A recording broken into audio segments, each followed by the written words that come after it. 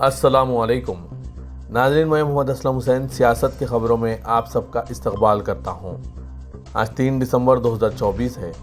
Islamic تاریخ کے حساب سے آج 30 جمادی اول 1446 ہجری ہے۔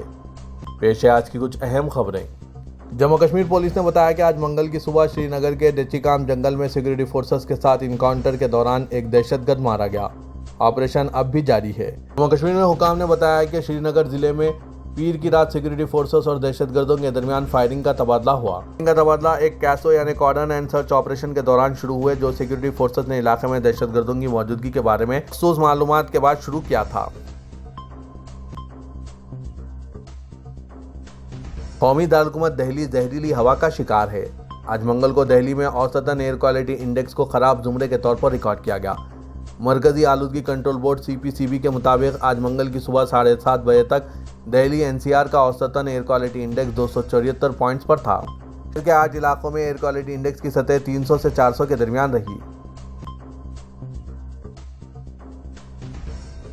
امریکہ کی ایک عدالت میں اڈانی کے خلاف فرد جرم سنبل میں تشدد اور منی پور کی بدامنی پر اپوزیشن کے شدید احتجاج اور بحث کے مطالبے کے معاملے میں حکومت کی ہٹ دھرمی کی وجہ سے پارلیمنٹ کی کارروائی دن بھر کے لیے ملتوی ہونے کے بعد اسپیکر اوم برلا نے میٹنگ طلب کی اور آج منگل کو یہ تعطل ختم ہونے کی امید پیدا کی گئی ہے۔ حکومت آئین پر دونوں ایوانوں میں 2 دن کے مباحثے کے مطالبے کو قبول کر کے اڈانی، سنبل اور منی پور کے معاملے پر بحث سے بچ نکلنے میں کامیاب ہو گئی۔ گزشتہ ہفتے پارلیمنٹ کے دونوں ایوانوں کی کارروائی ہنگاموں، احتجاج اور حکومت کی ہٹ دھرمی کی نظر ہو جانے کے بعد جب کارروائی دن بھر کے لیے ملتوی ہوئی تو لوک سبھا کے اسپیکر اوم برلا نے تعطل کو ختم کرنے کے لیے ایوان میں تمام پارٹیوں کے قائدین کی میٹنگ طلب کی۔ اس میٹنگ میں حکومت نے اپوزیشن کے اس اہم مطالبے کو منظور کر لیا کہ آئین پر پارلیمنٹ کے دونوں ایوانوں میں 2 دن کی بحث ہو۔ یاد رہے کہ ایک طرف جہاں ملک نے 26 نومبر کو یوم آئین منایا، وہیں دوسری جانب الزام ہے کہ BJP کی حکومت میں آئین مسلسل حملوں کی زد پر ہے۔ اس پر لوک سبھا میں مباحثہ 13 اور 14 دسمبر کو، جبکہ راجیہ سبھا میں 16 اور 17 دسمبر کو ہوگا۔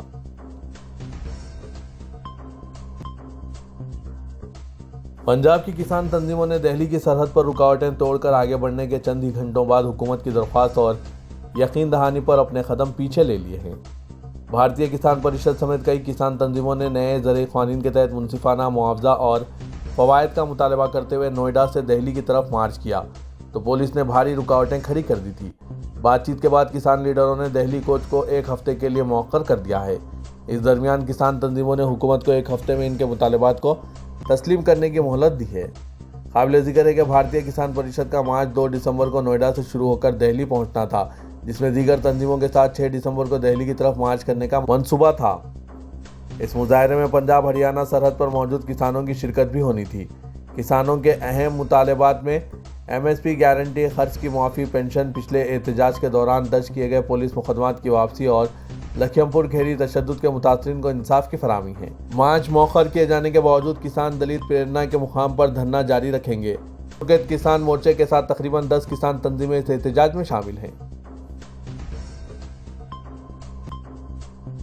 2015 میں سکھ مذہب کی توہین کے مجرم خود ساختہ رام رحیم کو معافی دلانے کی پاداش میں اکال تخت نے پنجاب کے سابق نائب وزیر اعلیٰ اور اکالی دل کے سربراہ سکھبیر سنگھ بادل کو گولڈن ٹیمپل اور دیگر گرودواروں میں کچن سے لے کر بیت الخلاء تک کی صفائی کی سزا سنائی ہے۔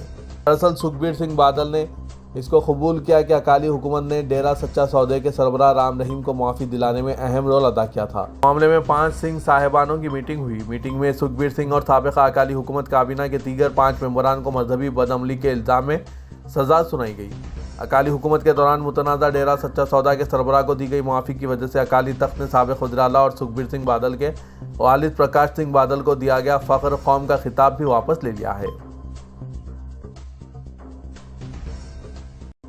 مغربی بنگال کی وزیر اعلیٰ اور TMC سربراہ ممتا بنرجی نے وقف ترمیم بل کے حوالے سے BJP کو آڑے ہاتھوں لیتے ہوئے کہا ہے کہ مرکزی حکومت مسلمانوں کو نشانہ بنا رہی ہے۔ انہوں نے شبے کا اظہار کیا کہ BJP اس بل کو پارلیمنٹ سے پاس کرانے میں کامیاب ہو سکے گی۔ وقف ترمیم بل کے خلاف بنگال اسمبلی میں مذمتی قرارداد پر گفتگو کرتے ہوئے وزیر اعلیٰ نے الزام لگایا کہ مودی حکومت نے اس معاملے میں ریاستوں سے صلاح و مشورہ نہ کر کے انہیں بائی پاس کیا ہے۔ انہوں نے کہا کہ مرکز نے اس بل کے تعلق سے مغربی بنگال کی حکومت سے رابطہ ہی نہیں کیا، جبکہ یہ معاملہ JPC کے پاس ہے۔ اپوزیشن کے اراکین کو میٹنگوں میں بولنے نہیں دیا جا رہا ہے، اسی لیے انہیں میٹنگوں کا بائیکاٹ کرنا پڑا۔ انہوں نے الزام لگایا کہ BJP حکومت مسلمانوں کو الگ تھلگ کر کے فرقہ وارانہ ایجنڈے کے تحت کام کر رہی ہے۔ خواجگان سلطان ہند حضرت معین الدین چشتی اجمیری رحمۃ اللہ علیہ کی درگاہ کے مندر ہونے کے دعوے کو صدر جمعیت الماہین مولانا محمود اسد مدنی نے ہندوستان کے قلب پر حملے سے تعبیر کیا ہے۔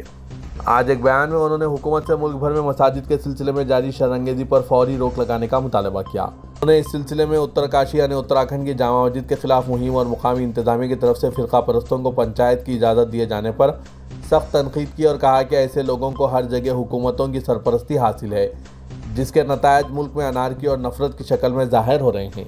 انہوں نے حکومتوں سے مطالبہ کیا ہے کہ وہ ایسے عناصر کی سرپرستی سے باز آئیں، ورنہ تاریخ معاف نہیں کرے گی۔ مولانا مدنی نے کہا ہے کہ جہاں تک اجمیر شریف کی درگاہ کا معاملہ ہے تو اس سلسلے میں کیا جانے والا یہ دعویٰ مضحکہ خیز اور لائق ملامت ہے۔ ایسے دعوے کو عدالت سے فوراً خارج کر دیا جانا چاہیے تھا۔ مولانا مدنی نے خواجہ صاحب رحمۃ اللہ علیہ کی زندگی پر روشنی ڈالتے ہوئے کہا کہ حضرت خواجہ صاحب رحمۃ اللہ علیہ فقیر بے نوا تھے۔ انہوں نے کسی پر حکومت نہیں کی بلکہ انہوں نے دلوں پر حکومت کی، اسی وجہ سے آپ سلطان ہند کہلاتے ہیں۔ اجمیر شریف کی درگاہ کو دائیں بازو کے عناصر کے ذریعے نشانہ بنائے جانے کا سلسلہ جاری ہے۔ سستی شہرت کے لیے ابھی کئی تنظیمیں میدان میں ہیں۔ ہندو سینا کے بعد اب مہارانا پرتاپ سینا نے درگاہ کے مندر ہونے کا مذاق خیز دعویٰ کرتے ہوئے دستاویزات کے ساتھ عدالت جانے کا اعلان کیا ہے۔ مہارانا پرتاپ سینا نے اس کے لیے سپریم کورٹ جانے کے ساتھ ہی حکومت سے درگاہ کی جانچ کا مطالبہ کیا ہے۔ مہارانا پرتاپ سینا کے صدر راج وردھن سنگھ پرمار نے دعویٰ کیا ہے کہ انہوں نے اس سے قبل وزیر اعلیٰ اشوک گہلوت کو بھی خط لکھ کر درگاہ کو اپنا مندر بتایا تھا۔ اسی طرح انہوں نے موجودہ وزیر اعلیٰ بھجن لال شرما کو بھی خط لکھا ہے۔ دائیں بازو کی تنظیموں کے مطالبے کی تائید کرتے ہوئے راجستھان کے شہری ترقیات کے وزیر جھبر سنگھ کھرا نے بھی اجمیر درگاہ کی جانچ سائنسی طریقے سے کرانے کی مانگ کی ہے۔ راجستھان کے شہری ترقیات کے وزیر نے دعویٰ کیا کہ ملک میں گزشتہ 1000 سال سے ناانصافی اور مظالم ہوتے رہے ہیں، جس میں مذہبی مقامات کو تباہ کیا گیا، لوگوں کا تلوار کی نوک پر تبدیلی مذہب کرایا گیا۔ شیوسینا ادھو ٹھاکرے گروپ کے ترجمان سنجے راوت نے کہا ہے کہ اگر وزیر اعلیٰ ادھو ٹھاکرے مہا وکاس اگاڑی حکومت میں وزارت داخلہ اپنے پاس رکھتے تو ان کی حکومت نہیں گرتی۔ راوت نے یہ بات نئی حکومت کی تشکیل میں تاخیر پر وزارت داخلہ کے حوالے سے جاری بات چیت کے تناظر میں کہی ہے۔ مہاراشٹر حکومت سازی میں تاخیر پر سوال کا جواب دیتے ہوئے سنجے راوت نے کہا ہے کہ ایکناتھ شنڈے پولیس کی سلامی لینے کے لیے وزارت داخلہ اپنے پاس رکھنا چاہتے ہیں۔ وہ پولیس نظام کا استعمال کر کے بی جے پی کے لیے ہی مصیبت بن سکتے ہیں، اس لیے دیویندر فڈنوس وزارت داخلہ اپنے پاس رکھنا چاہتے ہیں۔ صدر کل ہند مجلس اتحاد المسلمین اسد الدین اویسی نے کہا ہے کہ ملک میں نوجوانوں کے لیے روزگار نہیں ہے، مہنگائی پر قابو پانے کے کوئی اقدامات نہیں ہیں، لیکن نوجوانوں کو گڑھے کھودنے کی ذمہ داری دے دی گئی ہے۔ بھارت کو وکست بھارت بنانا چاہتے ہیں اور فرقہ پرست طاقتیں ملک کو صدیوں پیچھے لے جانا چاہتے ہیں۔ اسد الدین اویسی صدر مجلس نے مالیگاؤں میں مجلس کے امیدوار مولانا مفتی محمد اسماعیل قاسمی کی حلقہ اسمبلی مالیگاؤں سے دوبارہ کامیابی پر جشن فتح سے خطاب کرتے ہوئے ان خیالات کا اظہار کیا۔ اس جلسے سے سید امتیاز جلیل، صدر مجلس مہاراشٹر جعفر حسین معراج، رکن اسمبلی نامپلی ناصر صدیقی، ڈاکٹر خالد پرویز، عبد الملک کے علاوہ مقامی مجلس کے ذمہ داران کی تعداد موجود تھی۔ اویسی نے مالیگاؤں سے مولانا مفتی اسماعیل قاسمی کی کامیابی پر اہلیان مالیگاؤں کا شکریہ ادا کیا اور مہاراشٹر کے دیگر حلقوں میں جہاں مجلس کے امیدوار موجود تھے وہاں کے رائے دہندوں کا بھی شکریہ ادا کیا کہ انہوں نے مجلس کو اپنا ووٹ دیا۔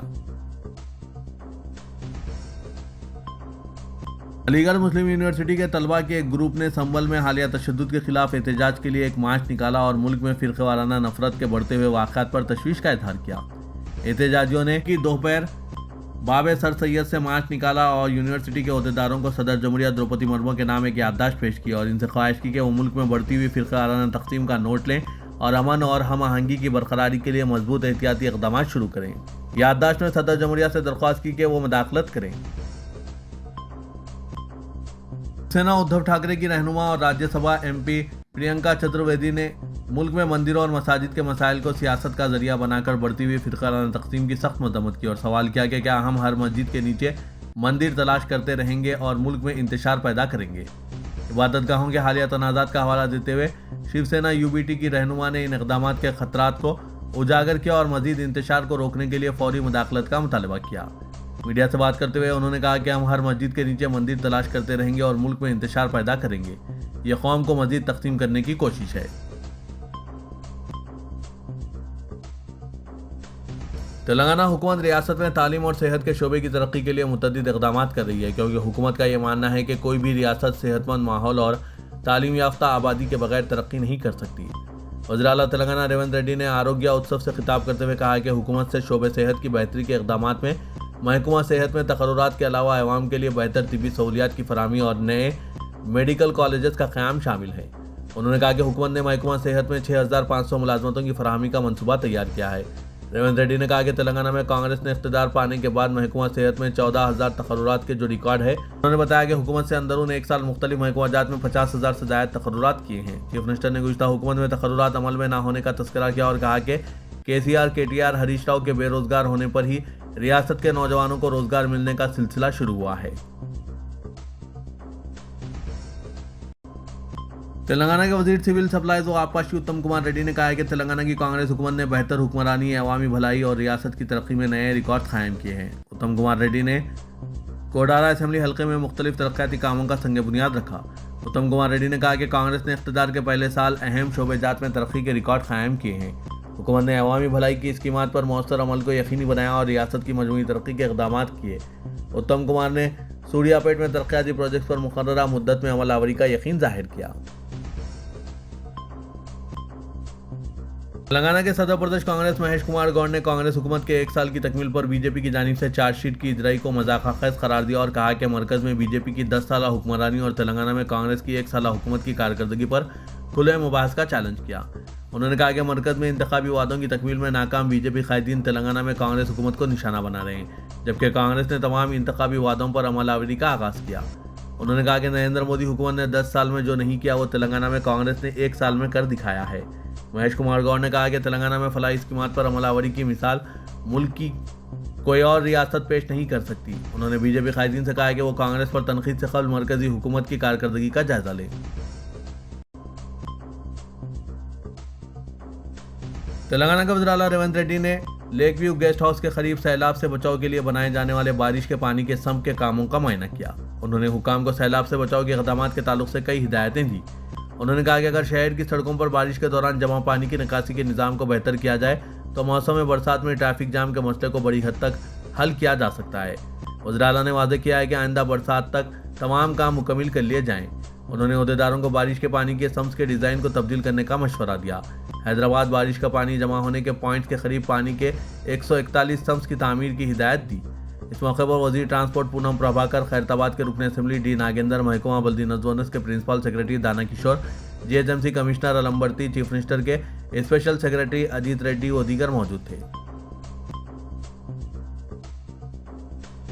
عثمانیہ یونیورسٹی کی شہرہ آفاق تاریخی آرٹس کالج کی عمارت کا بہت جلد ٹریڈ مارک کے طور پر رجسٹر کیا جائے گا۔ ہندوستان میں تاج محل ہوٹل اور بمبئی اسٹاک ایکسچینج کے بعد عثمانیہ یونیورسٹی کے آرٹس کالج کی عمارت تیسری بلڈنگ ہوگی جسے ٹریڈ مارک کے طور پر رجسٹر کیا جائے گا۔ آرٹس کالج کے بیرونی ڈیزائن کو ٹریڈ مارک کے طور پر رجسٹر کرانے کے لیے اپریل 2024 میں ایک درخواست دی گئی تھی اور TM جنرل میں ارشاد کی درخواست کو قبول کر لیا گیا۔ رجسٹریشن کا عمل امکان ہے کہ آئندہ 4 سے 5 ماہ میں شروع ہوگا۔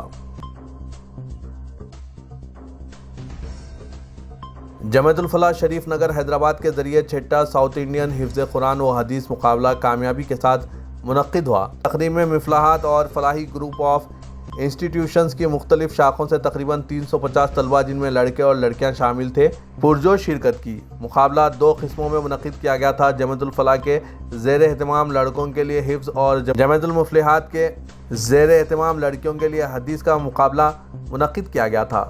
ہر زمرے میں سر فہرست 3 فاتحین کو بالترتیب 40,000، 25,000 اور 15,000 کے نقد انعامات سے نوازا گیا۔